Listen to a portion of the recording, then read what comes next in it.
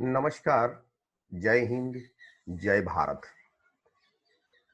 ઘણા સમય બાદ ફરી આપણે અસ્તિત્વનો આનંદ એ શ્રેણીમાં એક વિશેષ ચર્ચા કરવા જઈ રહ્યા છીએ. આજનો વિષય છે ઉર્જા. શું છે આ ઉર્જા? તમારા અને મારા દરેક વ્યક્તિની અંદર એક શક્તિ રહેલી છે. એ આપણું અધ્યાત્મ જાણે છે કે આ ઉર્જા શું છે. તો ફરીથી એકવાર આપણે જે મિત્રો છે એમનું સ્વાગત કરું છું. આપણી અંગ્રેજીની શ્રેણી પણ ચાલુ રહેશે અને એની સાથે સાથે આ એક શ્રેણી જે છે એ પણ ચાલુ જ રહેશે. તો મિત્રો, આજે આપણે વાત કરવા જઈ રહ્યા છીએ ઉર્જાની. પરંતુ આ વિષય કંઈક એવો છે કે દરેક વખતે આપણે સમજતા હોઈએ તો દરેક વખતનો ટ્રાફિક્સ જે આપણા માનસિક ધોરણમાં અલગ અલગ રીતે ટ્રાફિક રહેલો છે. ફોર એક્ઝામ્પલ, હું તમને એક વાત કહું કે હાઈવે, એક મોટો હાઈવે, 24 કલાક એમાં સદંતર ગાડીઓની અવર જવર રહેલી છે, રાઈટ? અને એના કારણે આ હાઈવે એટલો બધો વ્યસ્ત છે કે ધૂળને પણ ત્યાં શામ થવાનું, તમ્યક થવાનું, સ્થિર થવાનું કોઈ કારણ નથી. તો આપણા બધાનું માનસ પણ કંઈક એવું જ છે. રોજબરોજનું જીવન, આપણા માનસિક કેન્દ્રની અંદર જે વિચારોની રેલમ છેલ એ આ ટ્રાફિક સમાન છે. કયો છે આ ટ્રાફિક? અને એ ટ્રાફિક છે, આધ્યાત્મિક રીતે જોવા જઈએ તો આપણે એને સંકલ્પ, વિકલ્પ અને નિર્વિકલ્પોનો આ ટ્રાફિક છે. તો સૌથી પહેલા આપણે વાત કરીએ સંકલ્પ એટલે શું. જે આપણે સહજ રીતે વિચારી લઈએ તો આ સહજતા જેની અંદર ઉમેરાય એ વસ્તુ, એ વિચાર કલ્પમાં પ્રવેશી જાય. તો આ સહજ જે છે એ જ ઉર્જા છે. સંકલ્પ સાથે સાથે એ વાત ધ્યાનમાં રાખીએ કે સંગ સાથે શેની સાથે? તો ઉર્જાની સાથે. કલ્પ એની અંદર તમારો પ્રવેશ થઈ જાય છે. તો મિત્રો, 24 કલાક તમારા માનસની અંદર કે મનની અંદર કે માઇન્ડની અંદર 24 કલાક એક સદંતર શ્રેણી ચાલે છે. જે શ્રેણીને આપણે આધ્યાત્મિક રીતે એમ કહીએ તો સંકલ્પ અને વિકલ્પોની શ્રેણી.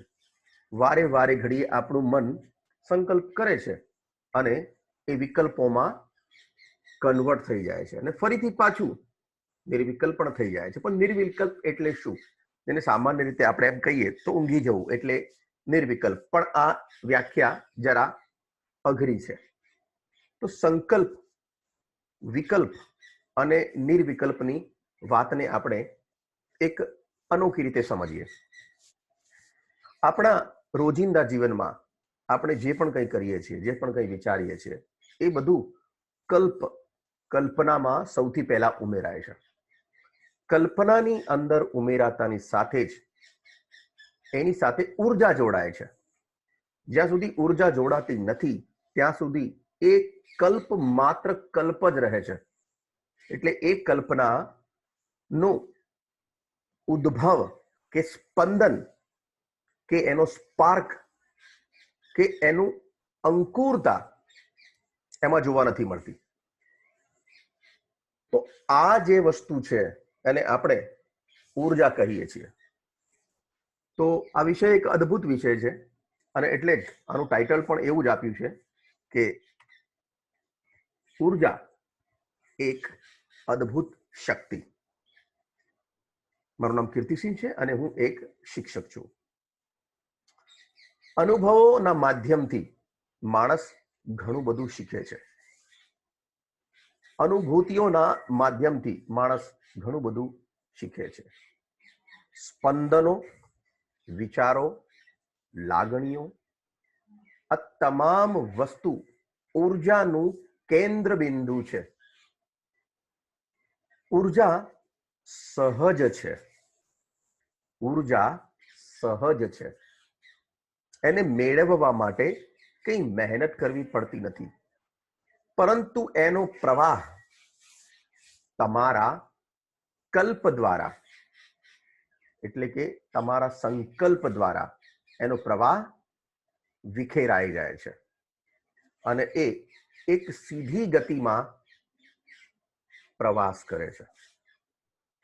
બીજા શબ્દોમાં કહીએ તો તમારી કરોડરજ્જુનો જ્યાં ભાગ પૂરો થાય છે, જ્યાં તમારી સ્પાઇનલ કોડ એક કેન્દ્ર બિંદુ છે, જેને શાસ્ત્રીય રીતે નામ આપીએ તો એમ કહી શકાય કે મૂલાધાર ચક્ર એટલે મૂળ આધાર ચક્ર, ત્યાં આ સહજતાનો વાસ છે, એટલે કે શક્તિનો વાસ છે, એટલે કે ઉર્જાનો વાસ છે.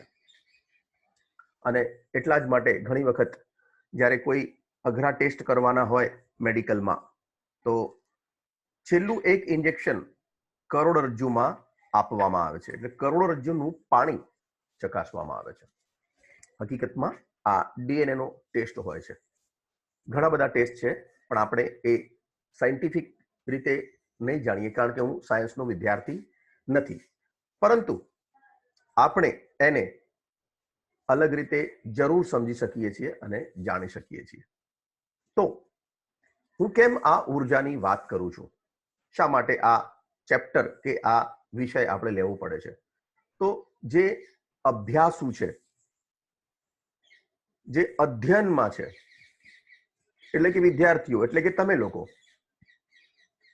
અધ્યયન, અભ્યાસ, નિરીક્ષણ, તમે જાગ્રત અવસ્થામાં જે કંઈ પણ પ્રક્રિયા કરો છો, જે કંઈ પણ કરો છો, એનો પ્રથમ એટલે કે 0 પોઈન્ટ ઉર્જાનું સ્પંદન છે, તમારો સંકલ્પ છે. સંકલ્પ એટલે શું?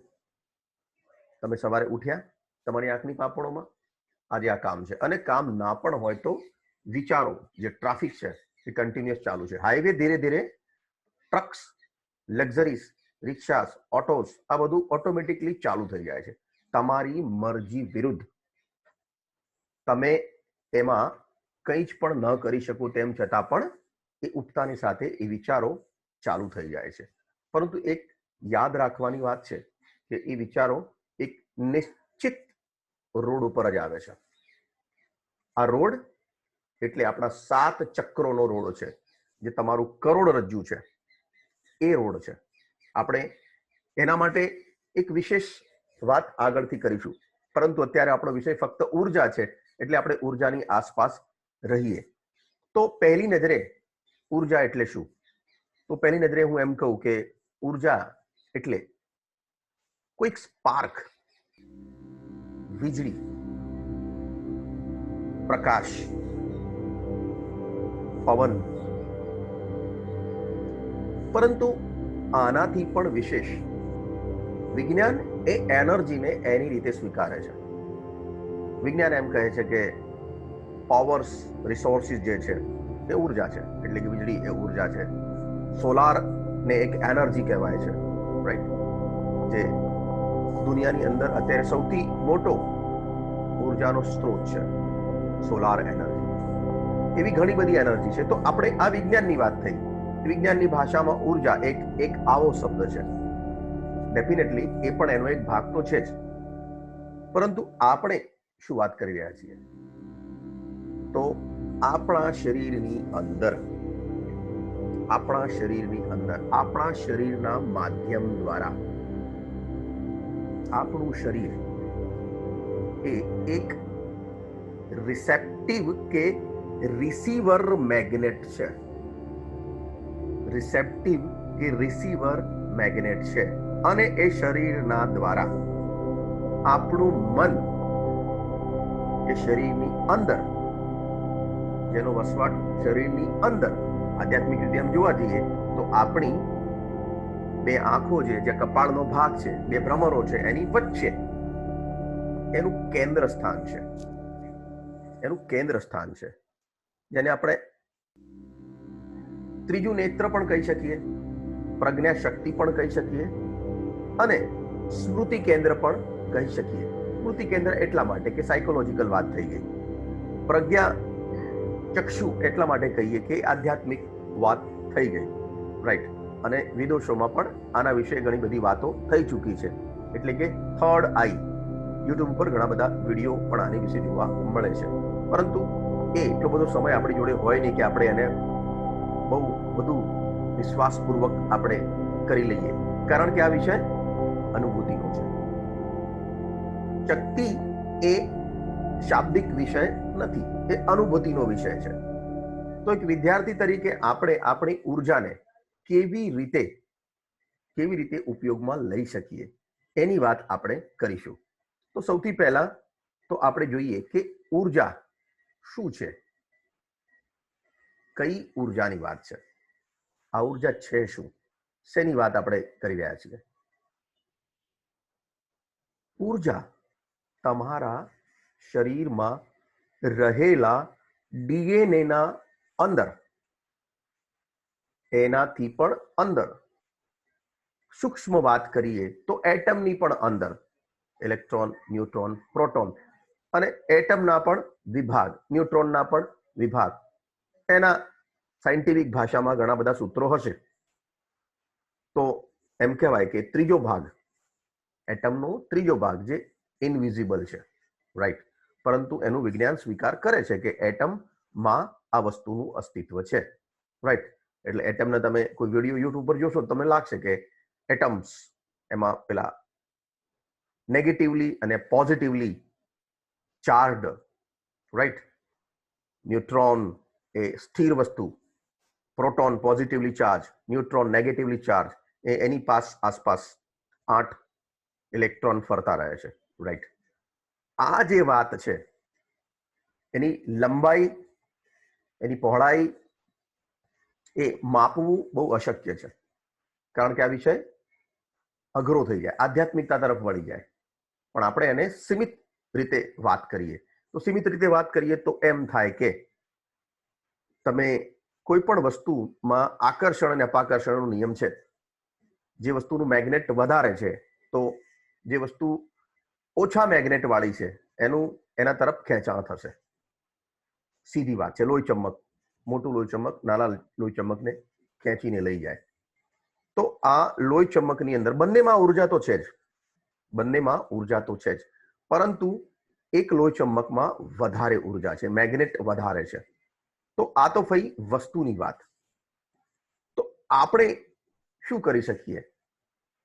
જે ઉર્જા છે દરેકમાં સંપૂર્ણ એક જ સ્થિતિમાં ઉર્જા રહેલી છે. નેચર કોઈનાથી પણ કોઈ પણ પ્રકારનો ભેદભાવ કરતું નથી. એ આપણો સિદ્ધાંત તો છે જ. એક નાનકડું પીંછું 7મી માળની બિલ્ડિંગમાંથી તમે ફેંકો અને એનાથી વજનદાર બીજી વસ્તુ ફેંકો તો બંને સાથે નીચે આવશે, એક જ સમય આવશે, રાઈટ. આપણે ગ્રેવિટીનો સિદ્ધાંત છે જ, રાઈટ. તમને એમ થાય કે આ વાત અહીંયા કેમ, તો આ નેચરની વાત છે. તો ઉપરથી મોટો પ્લેનનો કાટમાળ પણ 10મા માળની બિલ્ડિંગ ઉપરથી નીચે ફેંકવું ને સાથે એક પ્લાસ્ટિકનો દડો પણ ફેંકવું તો બંને સાથે આવશે. એનું કારણ એક જ છે, electromagnetic fields of the earth. ધરાની વાત કરીએ, પૃથ્વીની વાત કરીએ, એટલે કે નેચરની વાત કરીએ તો નેચર બધાના માટે સરખો છે. કહેવાનો મતલબ એ કે ઉર્જા દરેકના અંદર એક સમાન પ્રવાહિત છે, પરંતુ આ ઉર્જાનો ઉપયોગ જે લોકો જાણે છે એ લોકો આ ઉર્જાનો ઉપયોગ અદ્ભુત રીતે કરે છે. સાયન્ટિફિક રીતે વાત કરીએ તો વીજળીના સબસ્ટેશન, વધુ પાવર વોટ્સ, નાનો પાવર વોટ્સ, રાઈટ. એસી, ડીસી, એ ઘણી બધી વાતો છે. તો એના વિશે આપણે વધારે ચર્ચા ના કરી શકીએ, પરંતુ જે જરૂરી છે એની વાત કરીએ તો ઉર્જા મનુષ્ય તરીકે, મનુષ્યના મન તરીકે આ ઉર્જાને કેવી રીતે જાણી શકાય, અનુભવી શકાય અને એને એના ઉપયોગમાં લઈ શકાય. રાઈટ. તો આ ઉર્જા શું છે? જનરલી ઉર્જા એટલે તમારી શક્તિ. આને આપણે ઘણા બધા શબ્દોમાં સ્ફૂર્તિ છે, ત્વરિતતા, ચંચળતા, ચપળતા, સહજતા, આ બધા માનવીય ગુણો તો રહેલા છે. એની અંદર ઉર્જા એક ફ્રીક્વન્સી ઉપર વહે છે. ફ્રીક્વન્સી, નિશ્ચિત ફ્રીક્વન્સી. પરંતુ એ ફ્રીક્વન્સીની અંદર તમારા સંકલ્પો, તમારા વિકલ્પો એ ફ્રીક્વન્સીને ચેન્જ કરે છે. રાઈટ? અને ચેન્જ કરે છે. એટલા માટે એ ઉર્જાનો જે કન્ટિન્યુઅસ ફ્લો છે, મૂલાધાર ચક્રથી માંડી અને સહસ્રાર ચક્ર સુધીનો જે કન્ટિન્યુઅસ ફ્લો છે, એ ફ્લો હંમેશા બ્રેક થાય છે. ફ્રીક્વન્સીમાં એ તૂટી જાય છે. રાઈટ? અત્યારે સાયન્સમાં એની શોધો થઈ ચૂકી છે કે ફ્રીક્વન્સી એક અલગ મેગ્નિટ્યુડ્સ ઉપર અસર કરતી હોય છે. મ્યુઝિકના સ્પંદનો, એના વેવ્સ એને અસર કરતા હોય છે. મંત્રો બોલતા હોઈએ ત્યારે ઓમ શબ્દ બોલીએ તો ઓમ ઘણી પ્રકારે બોલ, આ ઉ મ, પણ ઓમની પણ ફ્રીક્વન્સી છે.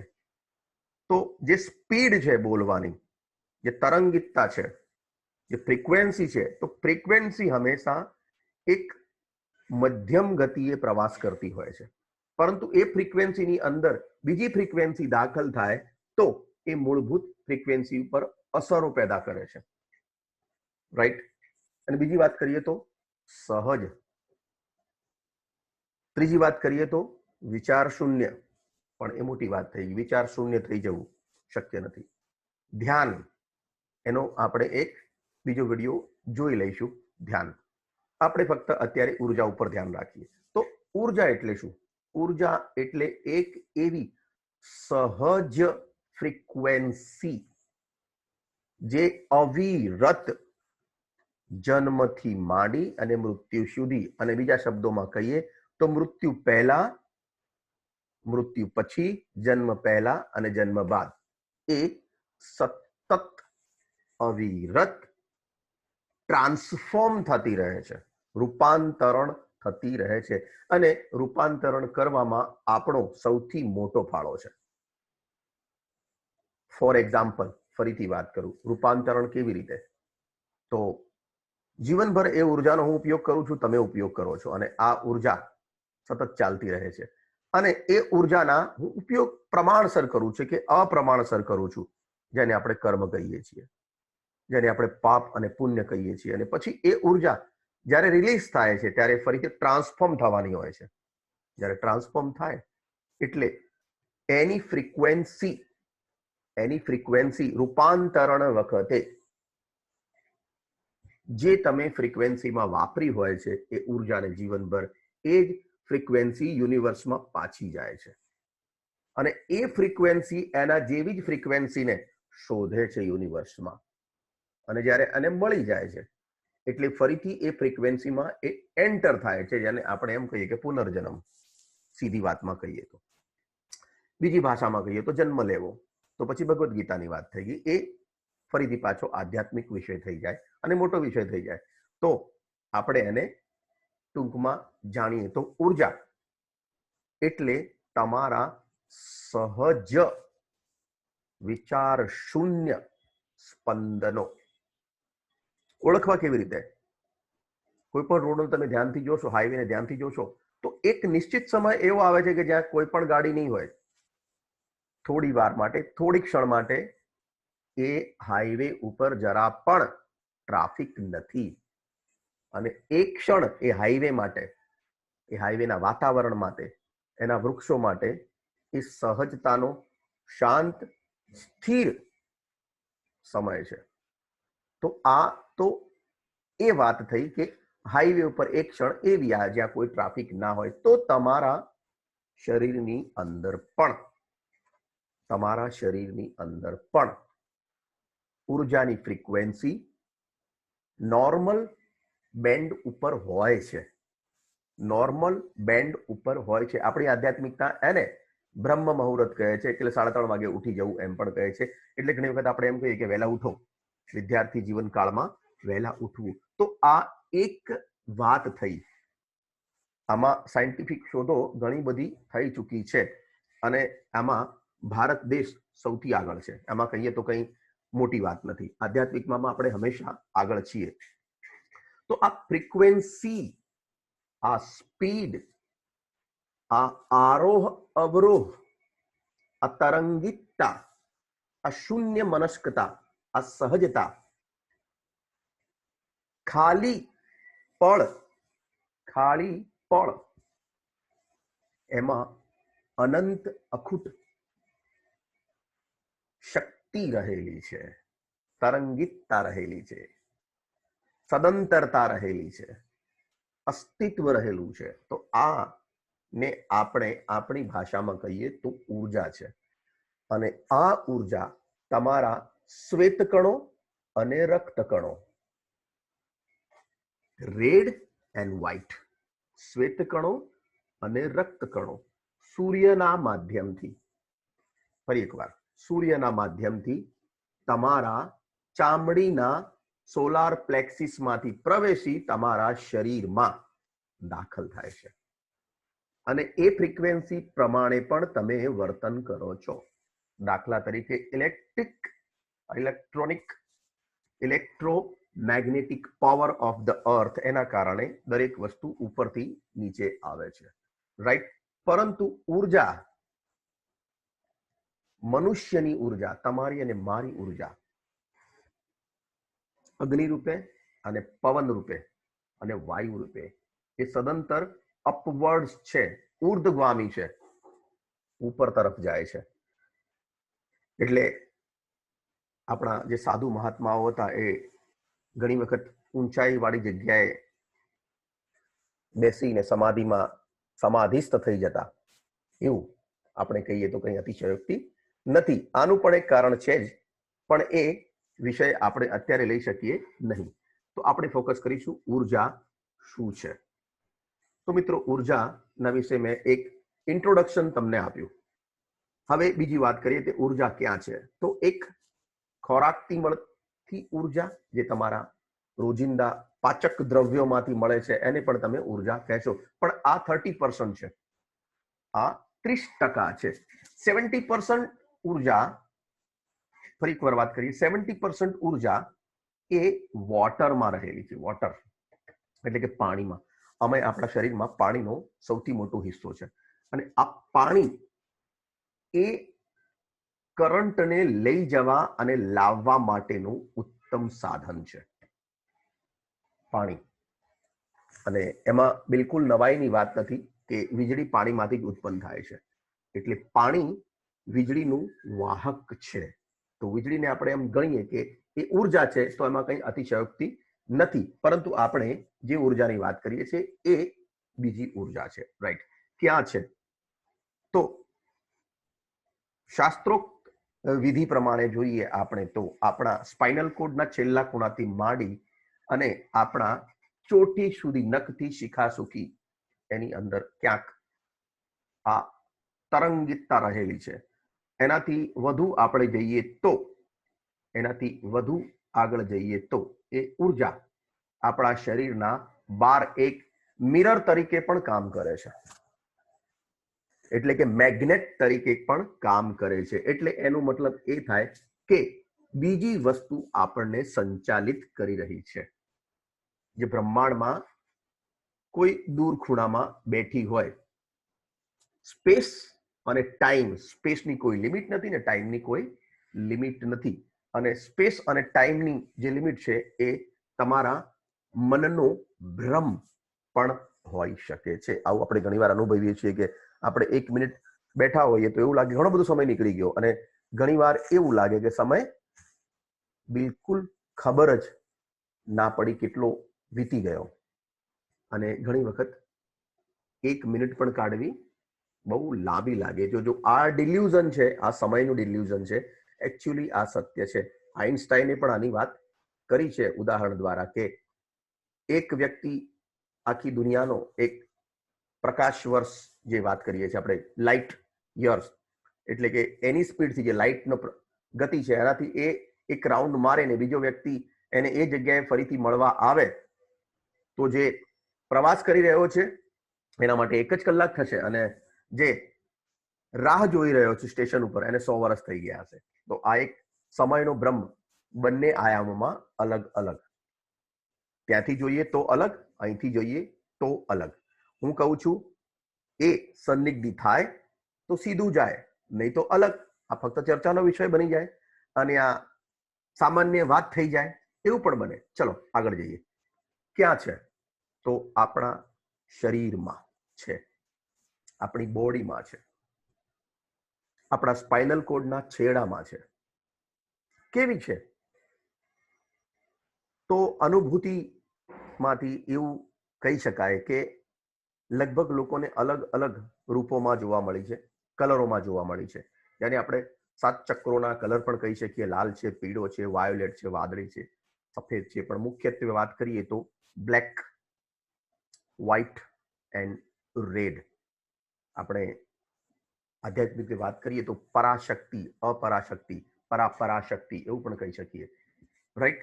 પણ આપણે એ વિષયમાં પડીએ નહીં, કારણ કે શક્તિની વાત કરીએ તો ટ્રાયેંગલની વાત કરીએ તો ત્રિકોણની વાત આવે અને ત્રિકોણના 3 ખૂણાઓ સરખા હોય અને બધી દિશામાં જતા હોય તો બ્રહ્માંડની કોઈ દિશા નથી. તો ક્યાં છે? તો આપણા શરીરમાં, આપણા ચક્રોમાં, આપણા ડીએનએમાં, આપણા પાણીમાં, આપણી સહજતામાં, આપણી શૂન્ય મનસ્કામાં આ ઉર્જાનો સતત અવિરત પ્રવાહ રહેલો છે. કેવી છે આ ઉર્જા? આ ઉર્જા કેવી છે? તો કેવી છે એ હું કેવી રીતે કહી શકું તમને? રાઈટ? એક એક્ઝામ્પલ આપું, એક વાત કરું, એક ઉદાહરણ કરું કે ઘણી વખત તમે અનુભવ્યું હશે કે તમે કોઈ ખાટલામાં કે પલંગમાં ઊંઘ્યા હોય અને અચાનક તમને એવું લાગે, ઝબકી જવાય કે હું પડી ગયો નીચે, રાઈટ? નીચે જમીન ઉપર પડી ગયો અને એકચ્યુઅલી તમે જુઓ તો તમે પલંગમાં જ હોવ છો. પરંતુ એક ક્ષણ જે છે એ અનુભૂતિ છે એ પહેલાની ક્ષણમાં અને એ પછીની ક્ષણમાં, એક પલની વાત કરું છું, એની અંદર ડિફરન્સ છે. તમને જ્યારે ફિલિંગ થાય છે અને એ ફિલિંગ 2 ભાગમાં વહેંચાય છે. એક તો તમારી સભાન અવસ્થામાં અને એક બેભાન અવસ્થામાં, રાઈટ? કોન્શિયસ અને સબકોન્શિયસ આપણે વાત કરીએ તો જ્યારે તમે અનુભવો છો કે હું પડી ગયો છું તો એ તમારી પેલી અવસ્થા છે, મિડલ સહજ અવસ્થામાં. તમે ઊંઘ અને ઊંઘમાંથી બહાર આવવાનો વચ્ચેનો ડાયમેન્શન, રાઈટ? Third dimension. અને આપણે એમ વાત કરીએ તો સમયને તોડીને બહાર નીકળી જવાની પરિસ્થિતિ. એટલે જ્યારે જ્યારે પણ સમયને તોડીને બહાર નીકળી જવાની વાત આવે ત્યારે આ ઉર્જા તમને અનુભવ કરાવે, રાઈટ? તમારા નાભી કેન્દ્રમાંથી અનુભવ કરાવે, રાઈટ? તો આ બધી વસ્તુ છે જ. પરંતુ આ ઉદાહરણ એટલા માટે આપ્યું કે કેવી છે, તો આપણા રોજિંદા જીવનમાં તમે આનો અનુભવ કર્યો હશે જ, રાઈટ? ઊંઘતી વખતે પણ આનો અનુભવ થઈ શકે છે, પરંતુ એનું અધ્યયન કરવા જઈએ તો આપણે ધ્યાન ધરવું પડે. ધ્યાન ધરવા જઈએ તો 99% આપણે ઊંઘી જઈએ ઊંઘતા જ, રાઈટ? તો પછી ઊંઘમાં જઈને પછી કંઈ મળવાનું નથી, ફરીથી પાછું સવારે ઉઠી જવાનું હોય છે. પરંતુ એ સમયગાળો છે જ, પરંતુ એને આપણે નિરંતર સતત અને અભ્યાસ દ્વારા કરી શકીએ. પણ આ એ ફરીથી એક આધ્યાત્મિક વાત થઈ ગઈ. ચલો આપણે આગળ જઈએ. કેટલા પ્રમાણમાં છે? તો મિત્રો મેં કહ્યું એ પ્રમાણે દરેક વ્યક્તિની અંદર, ગરીબ, રંગ, રાજા કે તવંગર, દરેકમાં ઉર્જા એક જ પ્રમાણે વસવાટ કરે છે અને વહે છે. પરંતુ એ ઉર્જાનો ઉપયોગ એ કરી શકતો નથી. એનું કારણ તમને કહી દઉં કે એની સહજતા અલગ છે, એની ફ્રીક્વન્સી અલગ છે, એનું મેગ્નેટ અલગ છે. તો પછી કયું મેગ્નેટ, કઈ ફ્રીક્વન્સી? તો ફરીથી સાયન્ટિફિક એક વાત કરી લઉં કે માઇન્ડના 3 પ્રકાર આપણે પાડી શકીએ, અનુભૂતિના 3 પ્રકાર પાડી શકીએ. અનુભૂતિ નંબર 1 ડર, અનુભૂતિ નંબર 2 પ્રેમ. અનુભૂતિ નંબર 3 નફરત. ડર, પ્રેમ અને નફરત. આ 3 સ્પંદનો અવિરત સતત માનવના મસ્તિષ્કમાં પ્રવાહિત ટ્રાયંગલ રૂપે ફરતા રહે છે અને એ માણસની વૃત્તિ કે એના વિચારો કે એની ટેવો કે કુટેવો કે આવેગો કે પ્રભાવોના કારણે આ 3 માંથી એકની અનુભૂતિ વધુ પ્રમાણમાં થાય છે. આને આપણે ફ્રીક્વન્સી કહીએ. ડરની ફ્રીક્વન્સી ડેફિનેટલી આ પણ એક ઉર્જા છે. તો ઉર્જા એ પ્રકારે એ મોડમાં એ ફ્રીક્વન્સીમાં એ પ્રવાસ કરશે અને જો એ પ્રવાસ કરશે તો સ્વપ્ન આવવા, ઊંઘ ન આવવી આ પણ એક કારણ છે. સ્વપ્ન આવવા કારણ કે ડાર્ક એનર્જી તો છે જ, ઊંઘ ન આવવી, એમ્નેશિયા જેવા રોગોનું પ્રમાણ અને એનાથી વિશેષ કરીએ તો ચીડિયાપણું, ઉત્તેજના, આવેગ, બિનજરૂરી ઉત્સાહ અને આની સાથે તમારું શ્વસન તંત્ર પણ જોડાયેલું છે. કારણ કે શ્વસન તંત્ર સહજ થાય તો જ આધ્યાત્મિક ભાષામાં કહીએ કે સુષુમ્ના નાડી એટલે કે મધ્ય નાડી એક્ટિવેટ થાય. એટલે કે ઉર્જાનો સીધો માર્ગ, ઉર્જાનો પ્રવાસ કરવાનો સીધો માર્ગ, ત્યાં ઉર્જા કોઈ પણ પ્રકારની અડચણો વિના પસાર થઈ શકીએ. રાઈટ. તો પછી એ તો પ્રેમનો માર્ગ છે, જેમ જીસસ કહી ગયા એમ લવ એન્ડ ફોરગિવનેસ. રાઈટ. આ બંને વાતો અદ્ભુત કરી છે જીસસ, લવ એન્ડ ફોરગિવનેસ. પણ ત્રીજી વાત પણ છે લવ અને ફોરગિવનેસની અંદર, એ છે ફિયર. તો ફિયર જે છે એ તમારા પ્રમાણમાં વધારો કે ઘટાડો કરે છે, ફ્રીક્વન્સીઓ ચેન્જ કરે છે. રાઈટ. તમારી ઉર્જાની ફ્રીક્વન્સી ચેન્જ કરે છે, તમારા મેગ્નેટ ઉપર અસર કરે છે. ડેફિનેટલી. કેવી રીતે? ફરીથી જોઈએ. ડર સંકલ્પ દ્વારા જન્મ થયો ડરનો તમારા માનસમાં. સંકલ્પો ઘણા બધા હોઈ શકે છે, 24 કલાક હોઈ શકે છે, ઊંઘમાં પણ હોઈ શકે છે, સબકોન્શિયસ માઇન્ડમાં પણ હોય છે, અવચેતન મનમાં પણ હોય છે. આ સંકલ્પો દ્વારા તમારી જે ઉર્જા છે એની ઉપર, જે અવિરત ઉર્જા છે, એનો મેગ્નેટ છે, એનું કોમ્બિનેશન છે, એની ઉપર એની અસર થાય છે. રાઈટ. એટલે એનું પ્રમાણ જે છે એમાં એ એડ થાય છે. કારણ કે આ એક એવી શક્તિ છે કે એનો પ્લસ પોઈન્ટ એ છે કે ટ્રાન્સફોર્મ થવું, તરંગિત થવું અને પ્રવેશ કરવો. ટ્રાન્સફોર્મ થવું, તરંગિત થવું અને પ્રવેશ કરવો. જો બીજા શબ્દોમાં કહીએ તો સ્થિતિ, લય અને પ્રલય. સ્થિતિ, લય અને પ્રલય. અને એનાથી પણ વિશેષ વાત કરીએ તો બ્રહ્મા, વિષ્ણુ, મહેશ. અને એમ ના કરીએ તો ઇલેક્ટ્રોન, ન્યુટ્રોન અને પ્રોટોન. એ પણ જોઈએ તો પણ થઈ શકે છે. That's okay. આગળ તો કેટલા પ્રમાણમાં છે એ તમારા ધ્યાનની અવસ્થા. આને બદલી શકાય. ધ્યાન, તમારું ધ્યાન ક્યાં છે?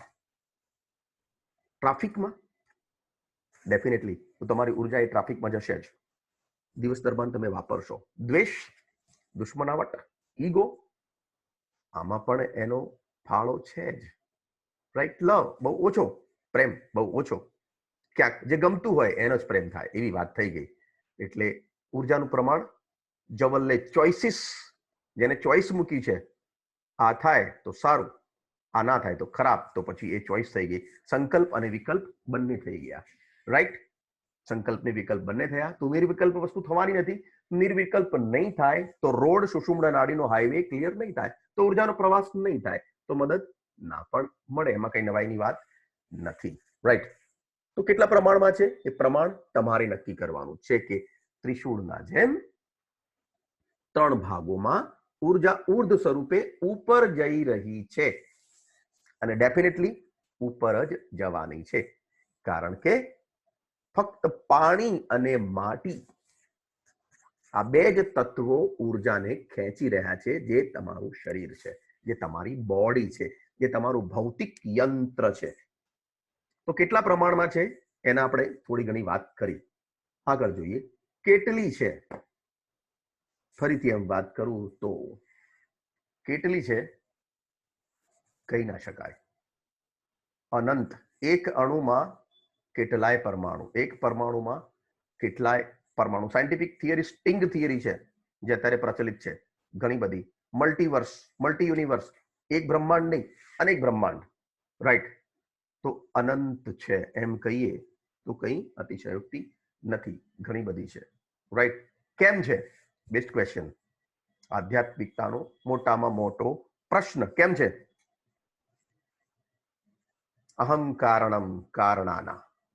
કારણનું પણ કારણ. The best question is why. કેમ છે એટલે કે વાય, શા માટે છે, રાઈટ. જો આના ઉપર અધ્યયન કરવામાં આવે, ધ્યાન કરવામાં આવે, કેમ છે, તો તમારા ન્યુરોન્સ જે છે, તમારા બ્રેઇનના જે ન્યુરોન્સ છે, જે ન્યુરોન્સની અંદર ઘણી બધી ગતિવિધિઓ કેદ છે, એ ફોર્થ ડાયમેન્શનમાં પ્રવાસ કરે, ચોથા આયામમાં, રાઈટ. ચોથું આયામ. અત્યાર સુધીની શોધોમાં સ્ટિંગ થિયરી પ્રમાણે જોઈએ તો 11 આયામો છે.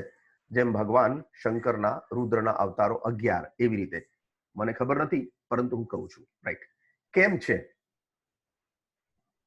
તો એનું કારણ દરેકનું મંતવ્ય અલગ અલગ હોઈ શકે. મારું, તમારું, સાંભળનારનું, વિચારનારનું, સમજણ પામનારનું દરેકનું છે જ. કોની પાસે છે? દરેકની પાસે. મારી અને તમારી દરેકની પાસે આ ઉર્જા રહેલી છે. ડેફિનેટ, તત્ક્ષણ, અત્યારે, હાલ, અને એના પછી, અને સદંતર. પરંતુનો નિયમ છે પ્રવેશવું, તરંગિત થવું, રાઈટ, અને વિલય થઈ જવો. સંકલ્પ, વિકલ્પ અને નિર્વિકલ્પ. જ્યારે નિર્વિકલ્પ થાય તો ટ્રાન્સફોર્મ થઈ જાય, જેને આપણે લખ 84 કેટલાય જન્મો એમ કહીએ તો પણ એ વાત સત્ય જ છે. ઉર્જા સદંતર છે. તો મિત્રો, હું આશા રાખું છું કે આ નાનકડો વિષય તમને ગમી ગયો હશે અને તમે કમસે કમ એટલું તો જાણ્યું હશે કે ઉર્જા ક્યાં છે.